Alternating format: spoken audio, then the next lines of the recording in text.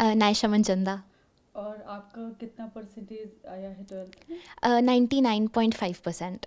अच्छा, अगर आप नंबरों के हिसाब से बताएं हमको कि अलग अलग सब्जेक्ट में कितना है तो। मेरे इकोनॉमिक्स, साइकोलॉजी और सोशियोलॉजी में 100 मार्क्स हैं, इंग्लिश में 98 एंड पॉलिटिकल साइंस में 97।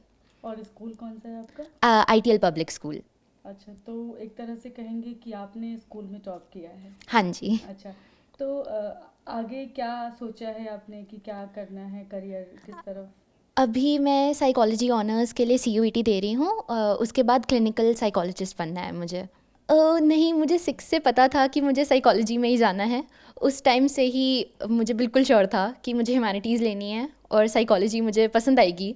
और जब मैं 11th में आई एंड मैंने साइकोलॉजी पढ़ना शुरू करा, तब मुझे और रियलाइज़ हुआ कि हाँ, यही मेरे लिए ठीक है। तो मैंने क्लास में काफ़ी अटेंशन पे करी, जो टीचर्स बोलती हैं वो सुनना बहुत इंपॉर्टेंट होता है।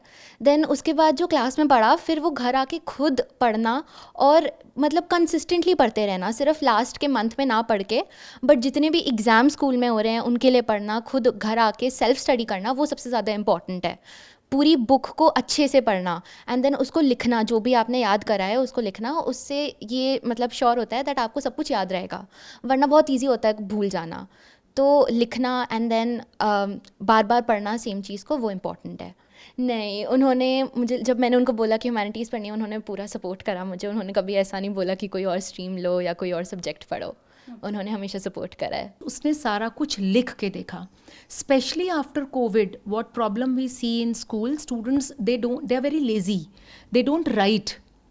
तो आज की डेट में लिखना और याद करना इज़ वेरी वेरी इंपॉर्टेंट। तो ये 3 चीज़ें मुझे लगता है बहुत इंपॉर्टेंट हैं किसी भी बच्चे के लिए, और उन्हीं 3 चीज़ों ने इसको हेल्प किया मार्क्स लाने के लिए।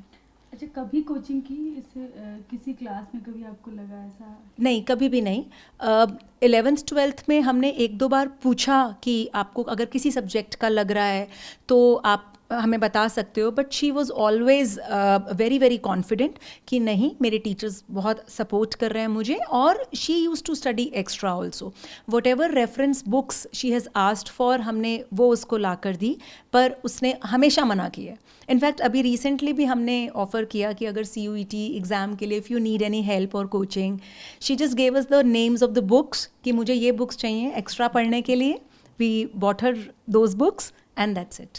तो आप लोग मतलब आपका और आपके हस्बैंड कौन सा सब्जेक्ट है हम दोनों ही मैथ्स के टीचर्स हैं, हम दोनों मैथ्स ही पढ़ाते हैं। लेकिन उसने मैथ्स नहीं लिया क्या? कभी आपने उसके कहा? पास मैथ्स मेन सब्जेक्ट नहीं था, क्योंकि उसको दूसरे सब्जेक्ट्स में ज़्यादा इंटरेस्ट था, जैसे उसने बताया। और हमारी पूरी फैमिली में ये सब्जेक्ट्स हम में से किसी ने नहीं पढ़े थे। She is the first one who is studying, but हमने पूरा सपोर्ट किया और शी इज़ वेरी हैप्पी। तो मैं ये मैसेज पेरेंट्स को देना चाहूँगी कि क्लास 11th में जब बच्चे स्ट्रीम लेने आते हैं हमारे स्कूल्स में भी, तो कई बार बहुत प्रेशर बच्चों पे होता है। बच्चा साइंस नहीं चाहता या कॉमर्स विद मैथ्स नहीं कर सकता, फिर भी पेरेंट्स का बहुत प्रेशर होता है कि पूरी फैमिली में आर्ट्स ह्यूमैनिटीज़ को इतनी इम्पोर्टेंस नहीं देते। बट हमने सपोर्ट किया and I want to say कि she is so happy after taking these subjects. ये सब्जेक्ट्स उसकी चॉइस के थे।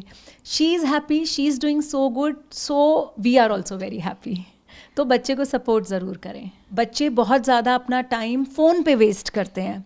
मैं सच में कहना चाहूँगी, शी हैज़ हर फ़ोन, जो हमने 11th में हमने दिया था कि क्योंकि हम दोनों बाहर रहते थे तो कभी सेफ्टी पर्पस से चाहिए हो, बट इसने कभी फ़ोन का भी मिसयूज़ नहीं किया। तो पेरेंट की तरह कंसर्न, जैसे we use to keep an eye on her, but हमें कभी शिकायत का मौका इसने कभी नहीं दिया।